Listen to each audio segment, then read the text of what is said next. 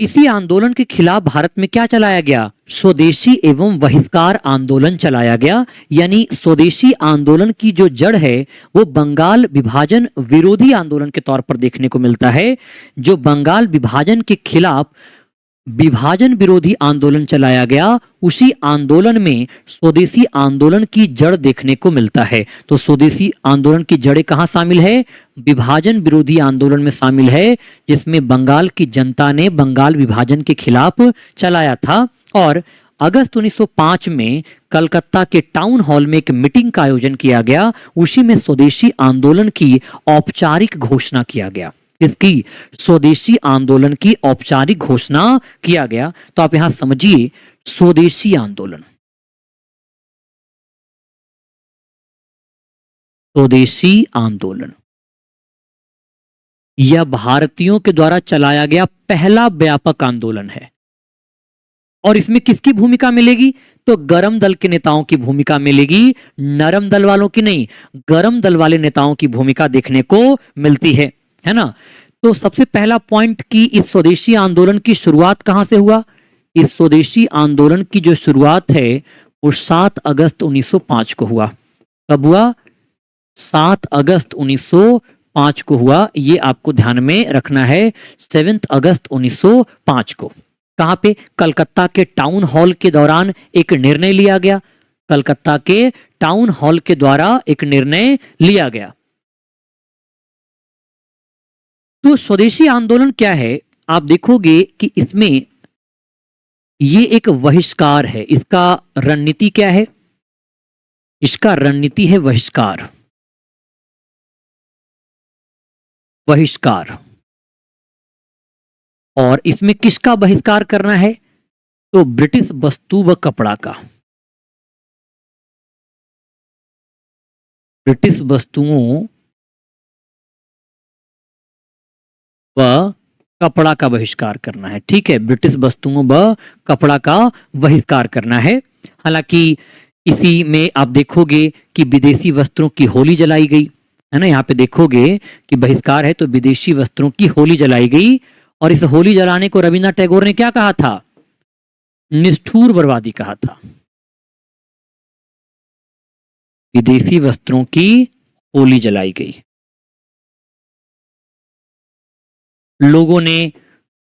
लोग ये कह रहे थे कि विदेशी हटाओ स्वदेशी अपनाओ, है ना। नारा क्या बन गया? विदेशी हटाओ स्वदेशी अपनाओ की बात है। क्योंकि बहिष्कार तो वही है ना, केवल बहिष्कार थोड़ी किया जाएगा। बहिष्कार यानी आप समझिए कि विदेशी हटाओ और स्वदेशी अपनाओ की बात है। विदेशी हटाओ व स्वदेशी अपनाओ। लेकिन हम तो ऐसा कर नहीं रहे हैं। आज तो उल्टा हो गया है। आज तो हम विदेशी संस्कृति को ज्यादा मानते हैं और अपनी संस्कृति को भूलते जा रहे हैं। है कि नहीं है ऐसा? आजकल हम लोग अपनी संस्कृति को भूलते जा रहे हैं, है ना। अब हम लोग अपने प्रेम का इजहार आई लव यू बोल के करते हैं। एक्चुअल तो वो दशरथ मांझी वाला इजहार था। आपने देखा होगा ना, दशरथ मांझी वाला सिनेमा, ए फगुनिया हम तोहरा से बड़ी प्यार करते हैं। सुना है ना ये बात? मतलब हमारे समझाने का मतलब ये है कि आज भारत के लोग अपनी संस्कृति को भूलते जा रहे हैं, विदेशी संस्कृति को ज्यादा अपना रहे हैं। तो इस आंदोलन का मुख्य क्या था? विदेशी हटाओ व स्वदेशी अपनाओ। इसमें बहिष्कार की बात किया गया और स्वदेशीपन को बढ़ावा देने की बात किया गया। जैसे स्वदेशी शिक्षा को बढ़ावा दिया गया। बंगाल नेशनल कॉलेज की स्थापना किया गया, जिसके प्रिंसिपल अरविंदो घोष को बनाया गया। तो ये जो स्वदेशी आंदोलन का जो नेतृत्व है, जो कमान संभाल रहे हैं, उस कमान कौन संभाल रहे हैं? गरम दल। इसके कमान कौन संभाल रहे? गरम दल। और गरम दल के कितने नेता? 3 नेता, 4 नेता। एक तो लाला लाजपत राय, बाल गंगाधर तिलक और पाल बिपिन चंद्र पाल, जो बंगाल में सक्रिय हैं।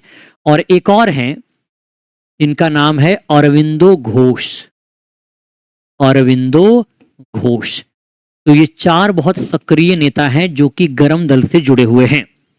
और यही नेता सब सपोर्ट कर रहे हैं। तो जब बंगाल नेशनल कॉलेज का गठन किया गया तो बंगाल नेशनल कॉलेज के प्राचार्य किनको बनाया गया? अरविंदो घोष को बनाया गया। बंगाल में प्रफुल्ल चंद्र रे के द्वारा बंगाल केमिकल फैक्ट्री की स्थापना किया गया। ठीक है, किसको? बंगाल केमिकल फैक्ट्री की स्थापना किया गया। ठीक है, बात समझ में आई? तो ये बात आपको ध्यान में रखना है। स्वदेशी आंदोलन, यहां समझिए कि स्वदेशी आंदोलन का बंगाल में ही केवल केंद्रित नहीं रहा, स्वदेशी आंदोलन बंगाल से बाहर भी प्रसारित किया गया। जैसे आप गौर करोगे, बंगाल से बाहर पूना और बॉम्बे के क्षेत्र में बाल गंगाधर तिलक ने आगे बढ़ाया और तिलक ने शिवाजी महोत्सव एवं गणेश महोत्सव के द्वारा लोगों को एकजुट करने का काम किया। लाला लाजपत राय और अजीत सिंह पंजाब में स्वदेशी आंदोलन को विस्तारित किए। सैयद हैदर राजा दिल्ली और चिदम्बरम पिल्लई मद्रास।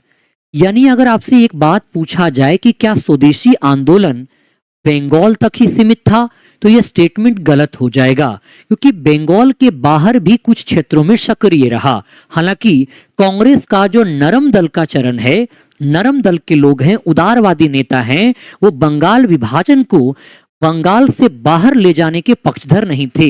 लेकिन जो कांग्रेस का गर्म दल का पक्ष है, वो बंगाल स्वदेशी आंदोलन को बंगाल से बाहर ले जाने का पक्षधर था।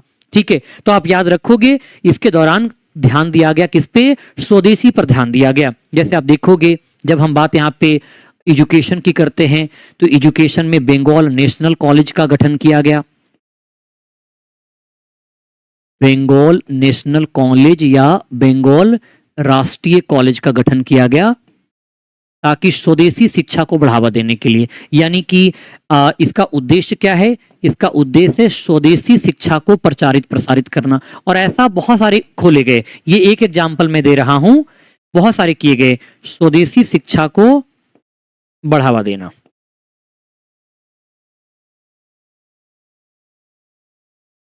स्वदेशी शिक्षा को बढ़ावा देना।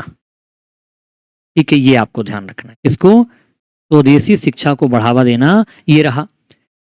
बंगाल राष्ट्रीय कॉलेज के प्राचार्य कौन थे? बंगाल राष्ट्रीय कॉलेज के जब प्राचार्य की बात करें तो वो अरविंदो घोष थे।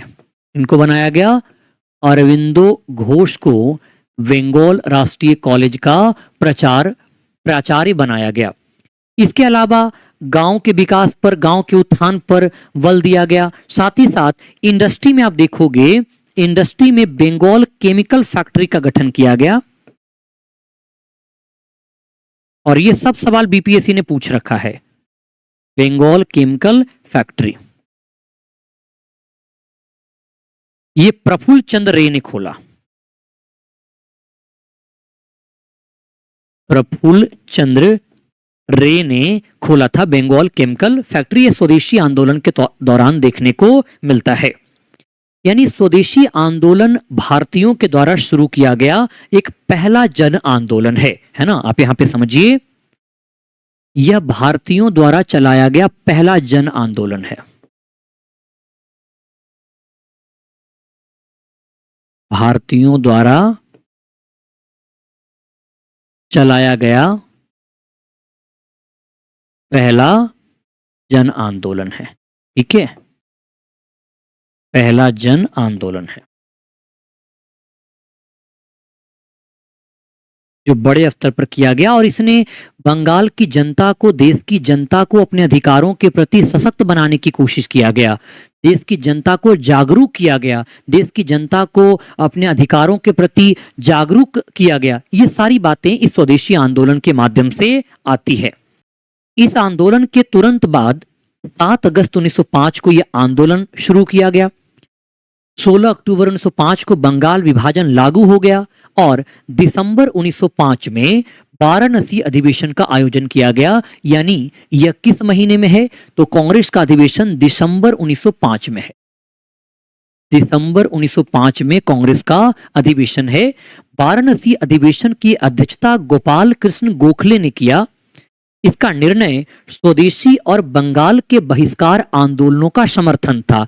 यानी कांग्रेस ने वाराणसी अधिवेशन में को स्वीकार कर लिया, तो स्वदेशी को स्वीकार कर लिया, स्वदेशी आंदोलन को, और बहिष्कार आंदोलन को स्वीकार कर लिया। साथ ही साथ सरकार के खिलाफ स्वदेशी आंदोलन की औपचारिक घोषणा किया गया। और यहां भी देखोगे तीसरा यहां पे ये भी है कि बंगाल विभाजन की निंदा किया गया।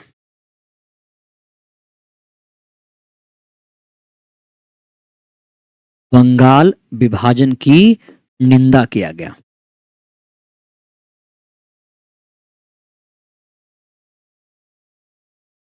बंगाल विभाजन की निंदा की गई, ये भी देखने को मिलता है। ठीक है, हाँ। अब देखो ये जो अधिवेशन है ना, ये विवादों के घेरों में रहा। क्या विवाद था आप देखो यहां पे। सबसे पहले थोड़ा सा मैं टाइमलाइन के माध्यम से समझाने की कोशिश करता हूं आपको। आप गौर करो कि 16 अक्टूबर 1905 को बंगाल विभाजन लागू हो रहा है।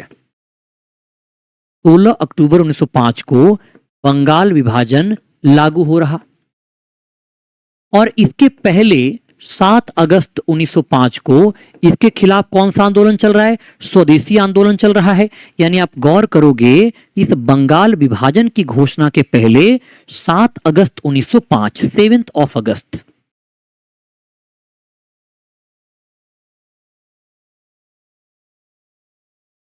कौन सा आंदोलन शुरू हुआ है? स्वदेशी आंदोलन।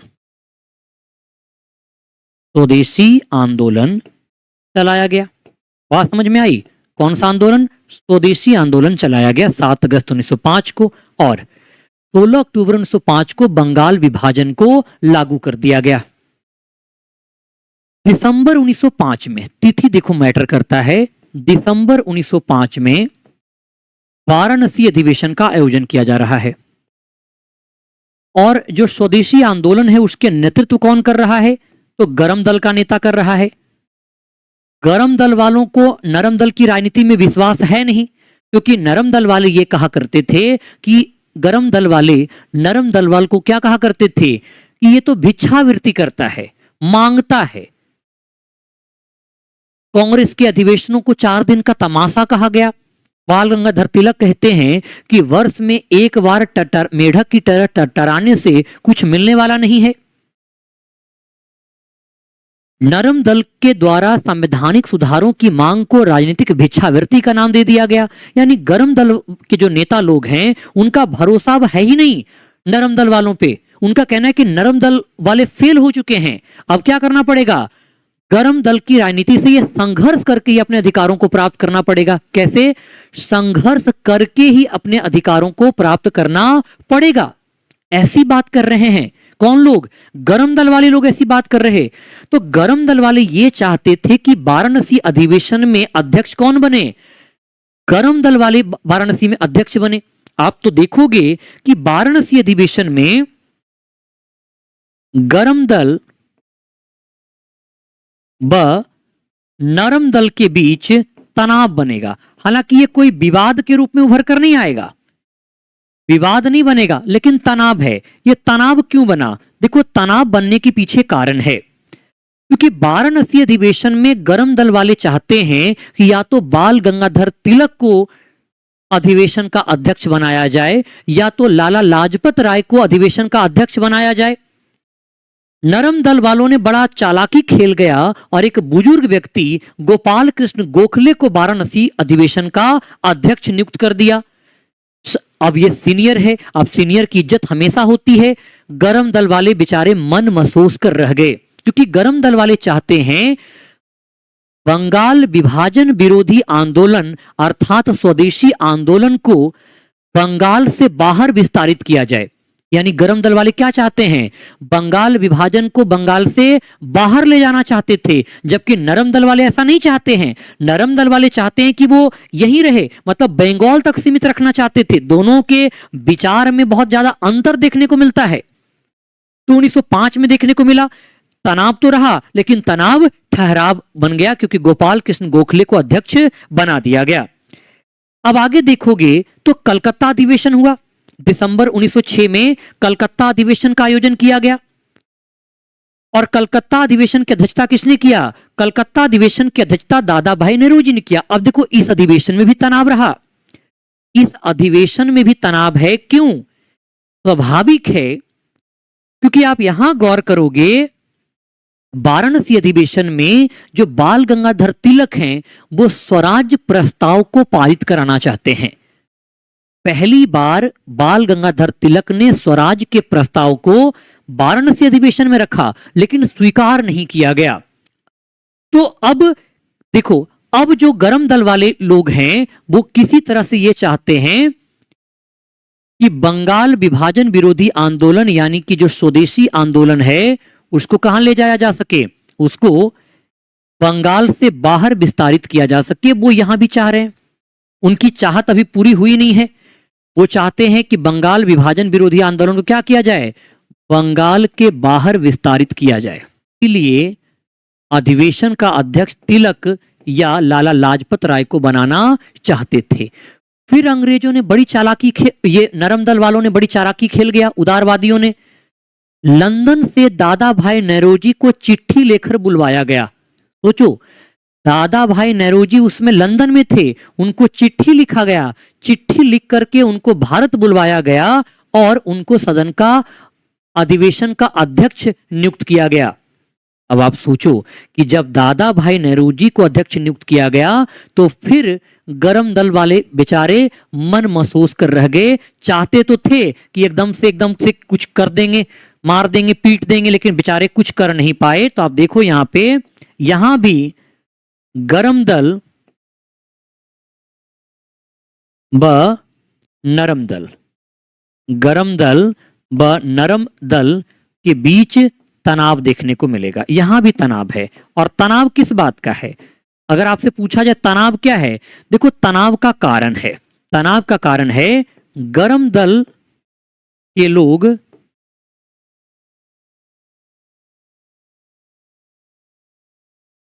अध्यक्ष बनना चाहते हैं। और क्यों अध्यक्ष बनना चाहते हैं? अध्यक्ष बन के क्या फायदा होगा? अध्यक्ष वो इसलिए बनना चाहते हैं ताकि अपने मनपसंद प्रस्तावों को बंगाल से बाहर विस्तारित किया, मतलब अपने मनपसंद प्रस्तावों को पारित करवाया जा सके, जो वो चाहते हैं वो पारित करवाया जा सके। हालांकि 1906 का अधिवेशन में गरम दल वालों का बहुत ज्यादा दबाव रहा और दबाव के कारण 4 प्रस्ताव पारित किए गए। और 4 प्रस्ताव क्या है? पहला प्रस्ताव आप देखोगे तो पहला प्रस्ताव राष्ट्रीय शिक्षा पर संकल्प के रूप में पारित किया गया, दूसरा स्वशासन पर, तीसरा स्वदेशी पर और चौथा बहिष्कार पर। यानी आप देखोगे कि कलकत्ता अधिवेशन में, ध्यान देना, कलकत्ता अधिवेशन में कांग्रेस ने अपना लक्ष्य क्या तय किया? अब कांग्रेस का जो लक्ष्य है वो स्वराज है। ये पूछा जाता है कि स्वराज की पताका किसने फहराया, तो दादा भाई नौरोजी के द्वारा स्वराज का पताका फहराया गया था। किसके द्वारा?